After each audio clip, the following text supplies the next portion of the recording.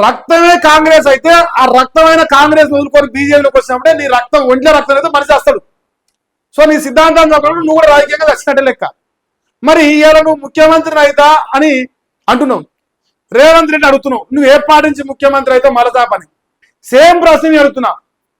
మరి పుడకుల్లోని నువ్వు కాబట్టి పుడకో మాట మారుతావు కాబట్టి మరి నువ్వు మలతాపకు ఏ పార్టీకి వెళ్ళి ముఖ్యమంత్రి అవుదాం అనుకుంటున్నావు? అంటే డబుల్ ఇంజన్ సర్కార్ల బీజేపీలు అవుతావా, లేదు సచ్చింది పార్టీ ఈ పార్టీ లేవదన్న కాంగ్రెస్ అవుతావా, దోసుకుంటూ కేసీఆర్ అన్న కేసీఆర్ పార్టీ అవుతావా, రేపో మాపో ఎంఐఎం పార్టీ మరి ఏమన్నా డెవలప్ అయితే వాని పార్టీ అవుతావా? ఏ పార్టీలో ముఖ్యమంత్రి అవుతావు? ఏ బీజేపీని కాంగ్రెస్ ను దుమ్ము లేపే పార్టీ బీఆర్ఎస్, లేదంటే 3 పార్టీలను దుమ్ము లేసే పార్టీ ఎంఐఎం అని చెప్పేసి మళ్ళీ లంగమాలం అంటే మళ్ళీ అల్లకి దుంకేమన్నా ముఖ్యమంత్రి అవుతాం అనుకుంటున్నా చెప్పు.